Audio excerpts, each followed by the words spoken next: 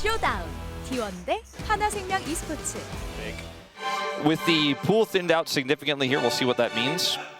As I do think Azir and Orianna will still be banned. Yeah. But picks like the Taliyah could be one that you might want to be looking for. Pantheon also being gone here permanently does change the shape of the drafts a little bit. Yep.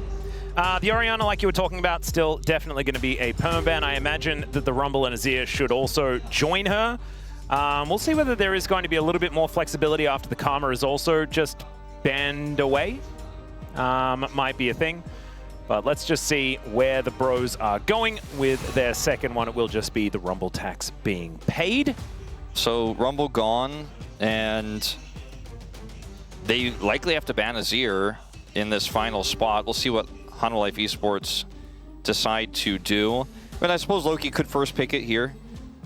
Taliyah won't have a Pantheon if Zeka wanted to play that. And there's a lot of other picks that we could see pushed forward. Mid might just not get picked up early, depending on what these bans end up being. Caitlyn consistently banned.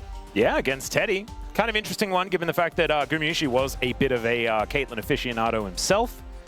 But not going to be seeing it from either of these players, at least in games 1 or 2. Might be the only amount of games we're going to get, unless that bro tax does get in. You know, that's very important. Did they try to angle for the Azir first pick? They banned Karma, so it does seem that that is likely what they are looking for here. And now this might just be banned away from Hanwha Life Esports. And then what does that mean? Okay, going to ban Poppy instead. So they have an answer prepared if that is going to come out. It's not that Azir is giga broken in terms of his buffs, but it puts him back to a really relevant state. And he's just Azir. Like, his kit is still the same. He does too many things. And so it's not a shock to see this one locked away. Yep, I imagine not wanting to leave it for Zeka. The problem is, now you can just get Akali. Akali, Yone, if you wanted to play that type of draft, you can play can Taliyah. Zeka play those? Or you just go Ashe Seraphine and say it doesn't even matter what we get in the mid lane. Or just lock in a Xin Zhao as well and just say, you don't have to lock the Seraphine here. We can lock Seraphine later if we would like to, unless the Bros decide to take it away. Xin Zhao is definitely the top tier jungler that is available and safe to pick in any scenario in these drafts right now. What's getting going to do? Pick Trundle? Try to play Trundle Azir into this? He might, but... What about Kha'Zix? You know, that was a thing. Yeah. Played into Xin that one time. Yeah, that one time in that one finals. Yeah. Canyon, good job. He is just going to lock the Trundle. He is going to play the Trundle into it. There you go. I mean, what else is he going to do? He could play Lee Sin and hope they can get to Ashe somehow. As they are going to play a Renekton into Ashe Seraphine, which is always a challenge, always a tough time, always an unfun time, always a, I hope I don't get rooted or arrowed or slowed. Hey, you've got or charmed. Slice. You can slice out of the way, Wolf. It'll be okay. And then Dice, but there's too many things. Also, he's a top laner. Like he's going to see the bottom lane champions ever in this game. It's fine. Fair. I mean, it's a pretty safe blind pick here. They can protect it now in the second phase. Yep. It's going to need some solo lane bans here out of the Bros. And I think Hanji and Brian are actually in a decent spot because now they can protect this Azir pick a little bit more. I think we are going to see something like an Akali going to be banned away here just because Zeka is pretty good at that champ. It could also ban Gnar and give this Renekton a pretty safe and free time. Yeah, in the top lane. It's kind of a pick your poison, right? Maybe Which you solo ban lane do you want to Gnar protect? and Akali, and then just say, like, well, you can play Yone if you'd like to, you can play Kennen if you like to, but we're going to get rid of the things we really don't want to see. Might be one of those options, but Akali was obviously going to be taken away. Yeah, Akali is quite strong right now, and it is taken away. Makes a lot of sense. The Nautilus was removed, as winning the Ashe Seraphine lane is difficult unless you get that, you know, crazy engage, like kind of all-in angle with a bottom lane, which could be done by a Lulu and Yunara lane. Could have been done by some sort of Nautilus setup, but both of those tools are now removed. So, Wolf, are you ready for say Teddy Namgum, Zeri Yumi? Don't say it. I said it. I'm not even scared, okay? Kennen going to be the decision here, as of course it is Zeus, so getting rid of the Kennen does make some sense. His Gnar is also I think really good. Gnar works fine. I think Scion works fine. You know, anything that can extend the Seraphine ultimate is going to feel fantastic here. You front to back with this Ashe, you pop off. Guma got MVP of the World's Finals with an amazing performance on this pick. Yeah. Just a few months ago. This draft here for Hanwha Life Esports is completely open-ended. You could do anything. Well, maybe not this. Well, they're gonna do that instead. Okay, so there is a Ziggs. Mel gonna be locked Mel in. Pike What? bottom lane. Okay. That is a different bottom lane that I was expecting. We were seeing a lot of Mel in first stand, largely used in the mid lane. Haven't necessarily seen it as a bottom lane pick, but I believe she was more popular in bottom lane elsewhere, outside of the LCK, when she debuted. So this is a little bit of fun out of Hanjin Breon. I don't know whether it's good, but it is fun, as we've now got Zeus considering playing a Nivea top, but it's probably just going to be Gnar. And there it is. Zeka taking a leaf out of APA's book with a bit of the Ziggs mid. Kind of fun. It is very fun. It is very much able to outrange Azir, and that's why it's picked here. Similarly to how we'd in the past sometimes see like Varus mid into Azir, or Faker occasionally is like pressing his X key and locking in Xerath in the mid lane into Azir. We've seen that as well. But I mean, you're talking about like 2013 to 2015, Wolf. I absolutely love it. However, that's a long time ago. I mean, the Ziggs in this draft kind of works because I know it's a perfect reference. they cannot really reach him. The Pyke, good luck with that one. The Pyke and Mel lane in the bottom lane is quite interesting because the Mel will get the bottom lane role quest and will actually farm an incredible amount of money moving into the mid game, so actually can hit 3 items really quickly. Yeah. As well as the fact that she's going to do decently in the lane itself. Obviously early on will struggle, but will eventually start to be able to handle and clear those waves, what the Ashe Seraphine is doing. And just has a lot of extra follow-up burst damage. I just don't think this draft gets off the ground, unfortunately, for the side of Hanjin. Especially this Renekton pick is going to really just be a handbag, with kind of ragdoll physics in this one. I mean, it all kind of depends on how this game starts off, but I at least enjoy that they've cooked a little, right? It's a bit of a fun draft. It could theoretically work, and this time, Teddy could certainly carry. Let's get into the Rift here for game number 2.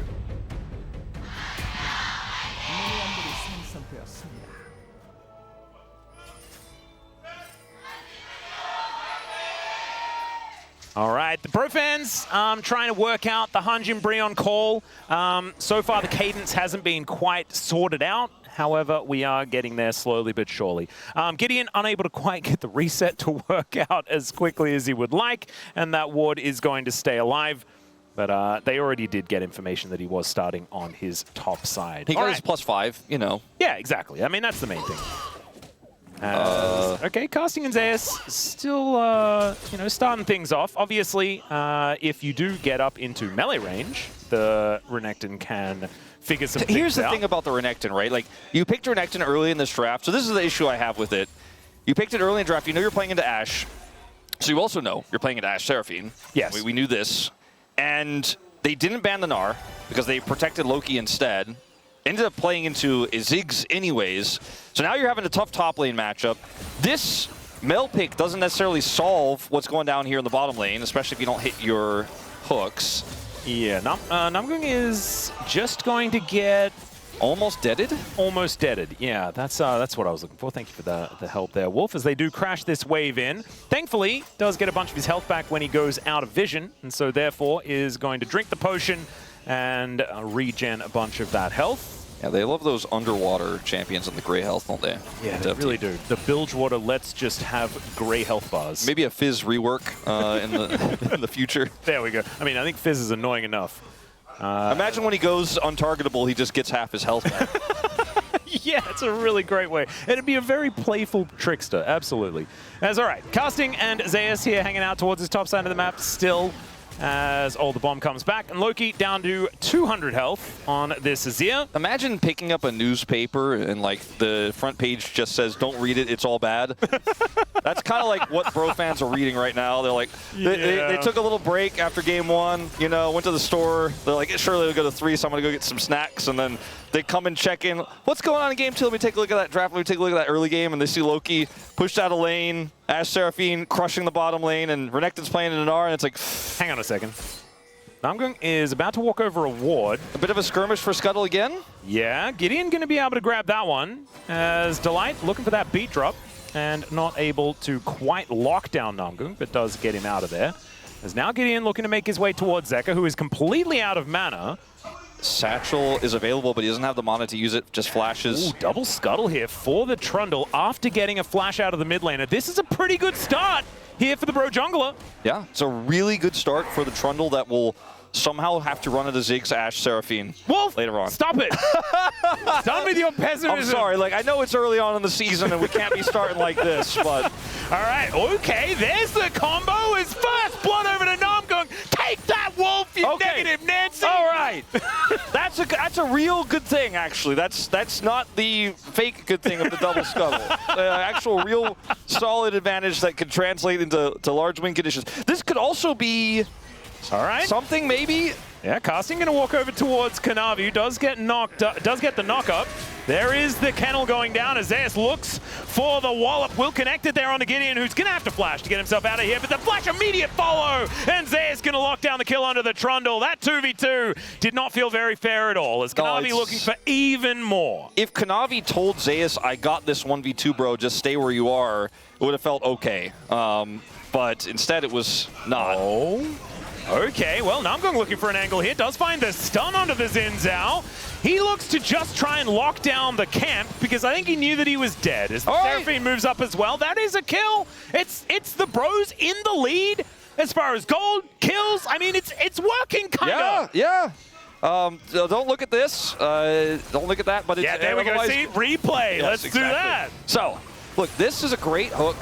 Teddy gets the follow-up instantly. This is part of why this lane is a thing in the first place, is you can easily set up the route afterwards. Here in the 2v1, that's all fine and good. The problem is that there's an R on the other side. Casting only has one empowered ability, so he's like, I use my W. He's like, I'm out of here, by the way. I can't get an empowered Q to get the health back, so you're just on your own. Kanavi follow flashes here. Then Kanavi does a Kanavi move in staying. And because Namgung is a scholar of the LPL, he's like, I bet he's on here. Does come over here, verifies it.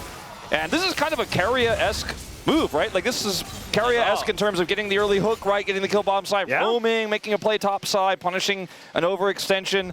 That's the kind of Pyke play you want to see. And it was also like, normally, I think that Casting would have just gone home. They would have just tried to go for a reset, and Kanavi would have got away with that. But the fact that the Bros were like, no.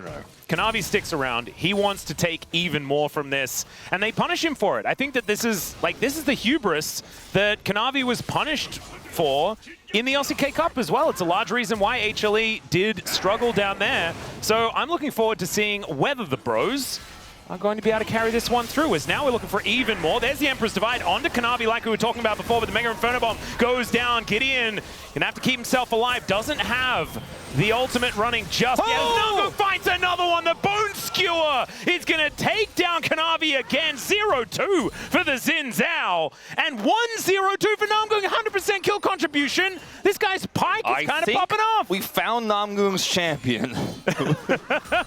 We found it. Yeah. All right, he looks really good on this one, but he didn't have enough damage to get that initial kill. And I'm going to rotate over as Teddy's going to dodge the arrow. Flash out of the way. Did want to have that rebuttal available for that, but used it on a volley instead, as Namgung going to have to get out of there and will be able to do so. But now, without flash on Teddy, could be a killable Mel in that bottom side, as Gideon going to find Kanavi moving towards the river once again. And when a Trundle is just bigger than you, it's really hard to exist as a jungler. Zeka going to be moving on over, but Gideon still gets the chomp, and down goes the Xin. That's a solo bolo for the Bro Jungler. Gideon is just eating him for lunch, and I was really talking about how this Trundle is going to struggle to do things later on, because you're playing into the Ashe, the Seraphine, etc., Satchel charge, but he's doing it before team fights. He's doing it before 5v5s. And we will see in this fight here again, they look for this right onto Gideon. He's like, okay, well, I'm doomed. I'm going to have to try to look for the bomb. Goes back in after the wind becomes lightning. But they cannot actually burst him down. Then Namgung shows up, hits this hook. Beautifully played. Now, I did the research. I did the check. Namgung has a 100% win rate on this champion across his career. He has never lost a game. He is also playing his second game of his career. Do not give me the sample size, Wolf! No! But, look, Kanavi gets chopped here. Gideon has level 6. Gets the advantage because he's able to out-farm. He is controlling this jungle matchup incredibly well. The tempo he has. Now, Namgung again. Oh my, it's a reel. He's just styling on them. Gumayushi, not a whole lot of opportunity, does have to flash to get himself out of the way, but use the Ghost as well. The Bros just fully taking control here in this game. Yeah, Guma's like, I used to play alongside a Pyke like that. I don't think I was playing against one today. And, oof, good start here for the Bros. Again, it's a small lead, but they need this tempo badly to make this comp work. They really do. I think that this composition has more legs than what they had in game number 1, though, right? As the arrow is, oh my goodness, just barely not going to connect. And the Bros are able to walk out of the way. Does get a bit of information. It's kind of like a very expensive hawk shot. True. That they threw through there. There were minions in the mid lane, though, so I guess they could see them anyway. So it's not exactly working. Gumayushi is going to take a bit of damage here from Teddy.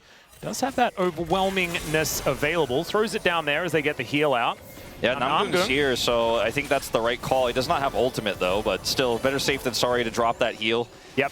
Still going to annoy Delight there as he lands another bone. It's still a win, right? Even if they don't get the kill, they're just shoving another wave in, getting more plate gold to Teddy. But like I said, once he gets into the mid lane and once his quest is complete, he is going to farm up a Storm. They're also going to turn this into first Drake. And bro, they get the Infernal Dragon, so a great Elemental Dragon to start.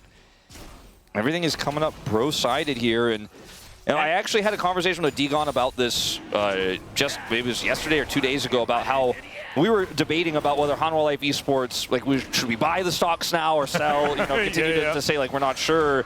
I said my biggest concern is playstyles are really difficult to change. And Kanavi has spent the better part of a decade in the LPL. And so far in this game, I think it's come back to bite him a little bit. And, you know, this is one of those games where if you had just played a little bit safer, a little bit more, the game state looks completely different, right? And Hanwha Life Esports are definitely in a comp that can come back. Like, this is not a lost game by any means. It's getting in once again with the gank. Yep. Let's see whether Namgung can find it. Finds the double snare as Teddy also able to layer it in. But Namgung this time is going to get punished as Kanavi was lying in wait. And HLE are going to be able to win out in the skirmish on the bottom side. Now looking to push further forward as Teddy could be in a bunch of trouble. The flash over from Kanavi as he gets the audacious charge in. And the arrow will connect. The encore from downtown and Teddy will be taken out. It's Kanavi that grabs that kill as Loki. I just do not think that this is going to be your time to shine, my friend, and he agrees as he backs away. Now Gideon tries to put them in the kennel, exactly right. As now casting, flashing onto Zeus. Let's see whether he can actually win the fight as he's looking for the opportunity. Dominus is down, and he's closed the gap onto this mini-Gnar. But now he doesn't have a lot of gap close remaining, and the Dominus not going to be enough to kill this mini-Gnar here in the top lane. So the Bros, flash either. Yeah, trying to find some opportunities here, but HLE now with a gold advantage. It would have been really tough for him to slice there onto Zeus and then get another empowered W when it came back. As Namgung's going to go for another pass here. Oh, dear. I think Kanavi is still, never mind, maybe he's actually gone back. No, never mind. He has remained in the brush, so don't go for it. Yeah, Namgung was very aware that, like, of course Kanavi will still be on Krugs. Maybe he should have been aware that, of course, he'll be looking in this brush. Yeah. He knows parts of Kanavi, but not all. It's Titanic gear for Kanavi as well as his first item. That is It's a unique choice. Usual. Yeah, it's kind of cool. He's going to be missing his Sundered Sky, potentially in some upcoming scraps. Let's have a look at this one more time. Is Kanavi just perfect position? Yeah, bro, like me, are unaware when I got super hyped for the double stun here from Namgung that Kanavi is in fact here. Not only is he here, but he's closer than their jungler. And then Teddy has already used his rebuttal, so he cannot actually stop the arrow, and the follow-up encore is brilliant. Yep. And then Loki, nothing he can really do, but at least does not die for it. So now the gold is, I mean, it's not a massive number or anything like that. The Bros still with an opportunity, but HLE taking back control. Gideon going to be helping out casting here. He just gets slammed into this turret and will just be taken out. Zeka with the big old bomb is going to be able to take him down. Now Namgung looking to try and get in here and support Gideon. They got to buy time for Loki to get here. Yeah, decent little bone skewer to buy a little bit of space, but the bouncing bombs are flying forward and Namgung has no health bar to speak of. Gideon, the same situation here as it looks like Zeka has come online. Loki, very, very late to this one as Kanavi, I think he's dead. Emperor's Divide is going to sweep him up, but now that's not going to be available for protecting this turret, which is likely to go down. Teddy is liberal with his use of the rebuttal. Yeah, I get a little bit anxious concerned about that. Yeah, I had the same feeling. I was like, that's not what you want to. That's not what you want to block in this scenario. He pressed his buttons. Look, here Gideon's coming up. so is Namgung, but you know, you're just a sitting duck here. You don't have flash because you looked for the flash play earlier on the Zeus and didn't get anything out of it. And then here, Namgung is like, come on, Loki, we can play this, but realistically, they cannot, in fact, play this. And now, you know, it's the two sides of Kanavi, right? The over-aggression sometimes comes back to bite you, but sometimes gets you a huge edge. In this situation, he was kind of up a creek without a paddle. Loki is finally able to get something from that rotation, but all the while, Guma was free-farming in the bottom lane. And Hanwha Life Esports have basically tripled their small lead now into 2,000. And Zeka's going to be able to satchel this turret. A lead for the Bros feels like now it might have just been very short-lived. At least we got to talk about it, though. Yeah. You know, that's what feels fantastic, having an opportunity to sing some praises. Now, we're going to go back to what we were talking about kind of in the majority of game number 1, which is the uphill battle that the Bros find themselves in. Zeus does now have his Trinity Force complete. Casting still looking for item number 1 himself. As Gumayusi parked in this mid lane. And I think... yeah, I'm now a little bit more worried for what the Bros are going to be able to do. However, if these Qs keep landing, Teddy's going to be having a better time. I would love to, you know, just win a team fight. Just one team fight. You know, I mean, I know that sounds very basic, but this Mel can explode in the mid game if that happens. But they just don't have great tools from behind, and they held onto the tempo for a while.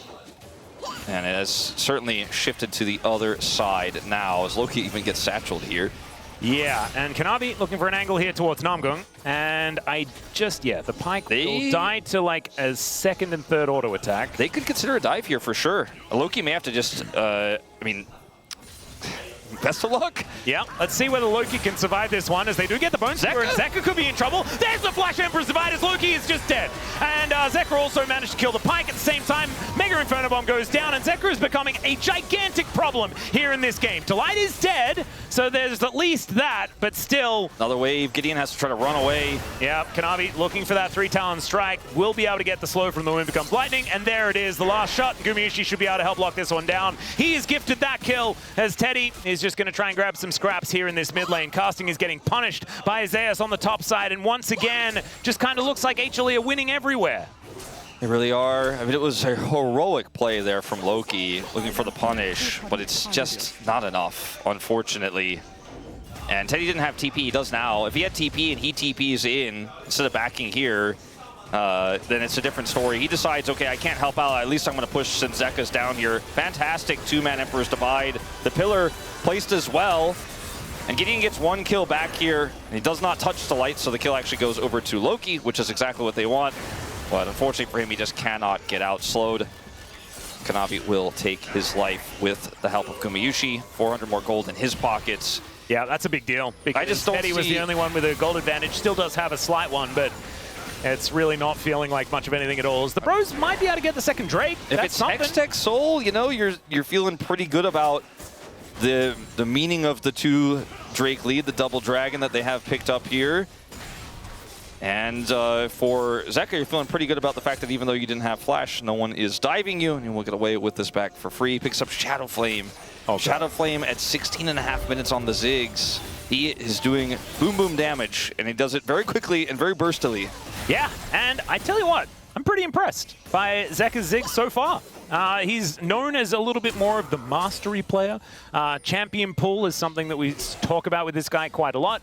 But looking really good on a pick that isn't necessarily in his wheelhouse. Agree. That's a really good point you bring up. I was kind of skeptical of it, although the rest of the draft made me feel like it wouldn't matter, but he's kind of popping off, Atlas, and so that's a good thing. Having a good time, as Namgung is not going to quite find the Bone Skewer, and also just has to dash his way out of there. We've gotten to the point of the game where Hanwha Life Esports have control, Kanavi has free reign, and they're going to take this turret out, and you see Hanjin Breon just cowering, you know, on their side of the map, trying to farm. And yeah.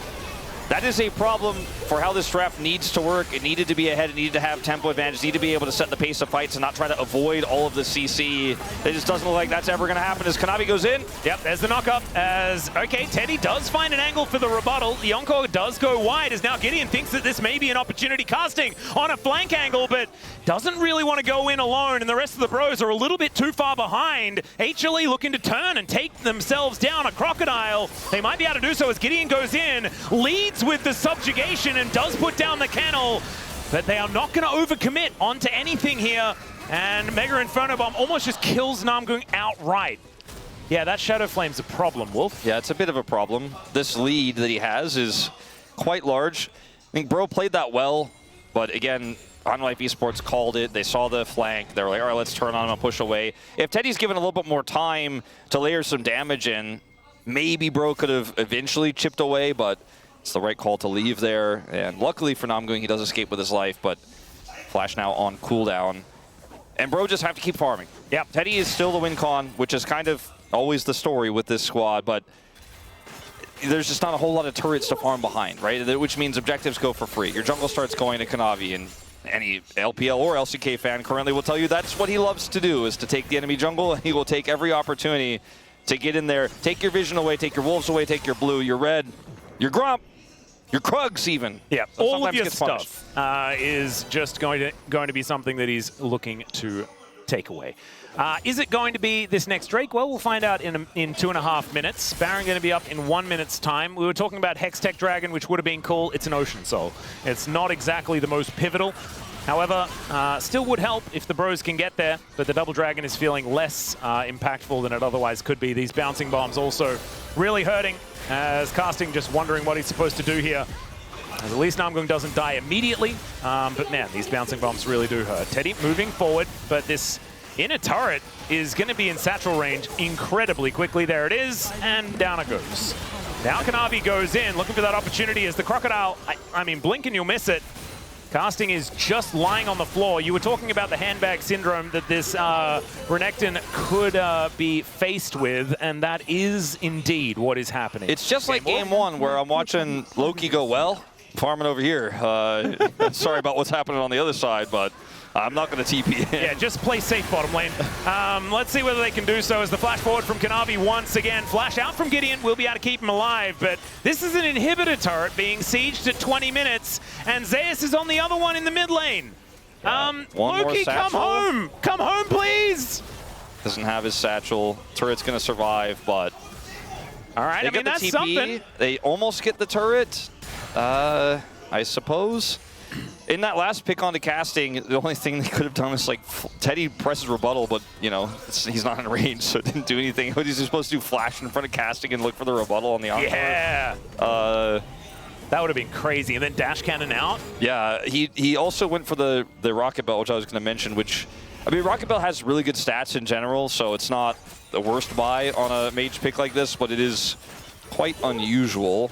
I mean, we've seen just. I think if you're a mage player that likes having it, you can build it and get away with it, right? I think it's one of those type situations. What if you're just an 80 carry player who doesn't play mages, who's forced into the awesome dude in this situation? I mean, Teddy was always kind of okay at it. He liked Gale Force, you know? Yeah, same thing, there you basically, go. right? Pretty much the same item. As Casting looking for another flank opportunity, might be able to get in there. Does have the Dominus as the arrow will connect onto Namgung, and he's just obliterated. There's the Encore as well as Loki. He dashes out of the way of it. Gideon surviving for a very long time as the Mel is able to take down the Xin Zhao, and Casting gets in there, slice and dicing and looking pretty cool here as the Ashe will be taken out. It's a triple for Zeka though, and he's still at full health. Casting trying to get on top of Zeus, who flashes out of the way. The Mega Inferno Bomb goes down as Teddy. Can he manage to get the execution? And he finds it. And now it's Teddy versus Zeka. The sidesteps are good. The Hextech Minefield doesn't quite land. And there is the Q. They are just going to back away, though, as Zeka says, okay. And they will escape as, man, that was a much better fight for the Bros than I was expecting, and maybe it's not over as he finds the Q. Teddy wins it out, and that's a delayed ace. Gives him the kick W. There he goes. All right, delayed ace. Dropping the 6.5 to 5,000 gold. There you go. And we were saying Teddy has to carry. Well, now he's killed everyone on the enemy team. The most hype thing about this fight is that Bro can pull this off from this deficit, right?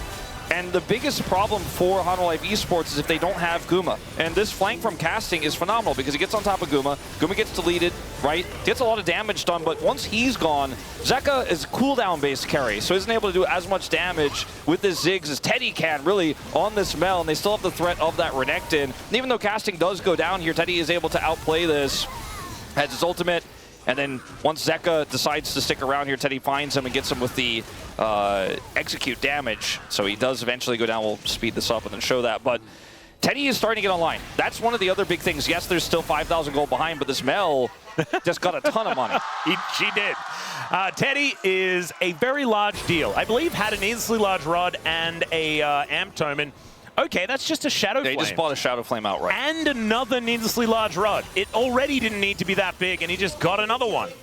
Okay. He's 2,000 gold ahead of Gumayushi right now. Guma's got to, you know, he didn't go cleanse, obviously. He's got to be careful about those Renekton flanks as Kanavi and crew are going to start this Baron up. Very difficult for Bro to stop this. I mean, there is a Blast Cone, so Gideon could possibly get on in there. Let's see how much It's going to have to be a turn here for HLE as they are backing away. Yeah, let's see how much. Get the teleport out of casting. Let's see how much damage maybe Teddy could look for here if they wanted to stay on the Baron as well. I was going to say, but they are just going to simply leave, which I think is the right call. Yeah, so HLE got what they wanted, right? They wanted to get that teleport out. Now Zeus will have his backup and available earlier, so they should be able to play these side lanes pretty comfortably. Vision, pretty good here for HLE as well, as they do know what's going on as Gideon. Oh my goodness. I mean, Zeka just does a lot of work as the... Oh no! Loki immediately punished. That is not the shot he wanted to take. Oh man, he's looking for the shuffle, and he gets interrupted by the arrow. Guma's looking at his teammates and saying, yeah, I did that on purpose. Oh no. I knew he was going in. He was diving to catch it, you know? It's just not really what you want to see as Namgung does get some vision of this. Teddy could layer a lot of damage in here. Let's see whether they can make this one happen as Zeus does blow up the Blast Cone. Gideon has no flash, so he has to walk in if they want to take this, and the Bros have decided that they're not going to be able to win out, and they'll just let the Baron go. Mega Inferno Bomb almost kills Namgung, even though it only hits the edge. And the Rebel Baron power play already up to 800 gold. And man, it feels like the Bros are like, they're getting half a step forward and then they're pushed back 11 steps downhill. I mean, this is just like so unlucky, right? Look at Guma's angle here. There's no way you could convince me he was trying to stop a shuffle. And I think Loki saw it and then was trying to use the shuffle to get out of the way of it, but then hitbox. I think he wanted to try to set up for a potential real engage angle there, and he just ends up getting interrupted, so can't do anything and dies, and Guma gets to laugh all the way to the bank because his angle was good before the shuffle as well, as you were saying, and now Hanwha Life Esports get a Baron off of that one. And we have to remember, like, there is only one plate remaining in the bottom lane inhibitor turret. I mean, Gideon is looking for an angle towards Zeus here as Teddy is likely to be able to help take him down. Zeus is dead, but can they get more? That's the question. HLE have a lot of people in this top lane, and this inhibitor is not long for the world. I think you just have to give this and try to get mid-turret. Then, you know that Hanwha Life Esports aren't going to be able to push through the Nexus turrets here. In fact, they're going to look for a TP to defend mid. So Teddy just barely gets this before he gets out. Losing casting could lose you the game, though. Yep, the Sun Disc does go up, and now Kanavi is looking for casting, and he will just be taken out. The Encore will be avoided. Good dash cannon to get out for Loki as the beat drop comes on through, but does not connect on to the Azir, so he will at least stay alive, but top laner for top laner, and inhibitor turret does go down as well. Teddy at least gets the Rabadons, so that's something, but I'm still putting this in the cons column for the Bros. They don't lose the game right there, so Nexus alive. They're on soul point for an Ocean Soul, kind of technically a positive. There you go. I know it's a stretch to get the cup to be half full, but it's almost there. He has a 4th item death cap. He has a lot of ability power, and I think that if you can somehow kill Guma and Zeus, every fight is winnable. Good luck doing that. Honestly, if you could kill all of HLE, probably winnable.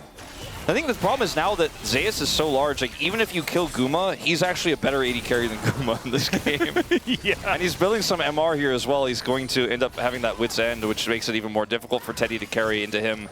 You have double AP with this Azir, so it's a great item choice. Well, Kanavi possibly out of position here as there's the Crescent Guard pulled over the base gates as the arrow is going to go wide. Gets a flash though out of Teddy, and that is a huge deal.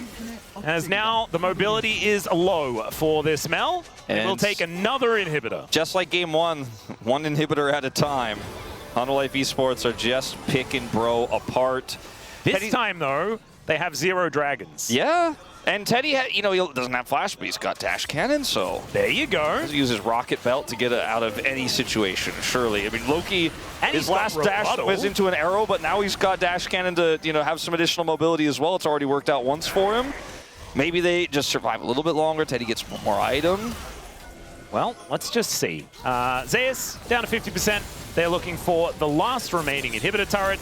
And this is the problem. HLE just seem to be able to siege with impunity. It's just not a whole lot that the bros can do about it. As there's a teleport angle. This is the Hail Mary as Gideon turns up as well. And they get their melee people into the backline. But HLE, they just regroup. Gideon gonna have to flash out of there. Now Casting losing his health bar very, very quickly as the shield comes in. Mega Inferno Bomb and Casting's almost dead. The Comet almost killed him. As at least he's able to limp his way out of there. But that was the bro's shot. And unfortunately, it missed.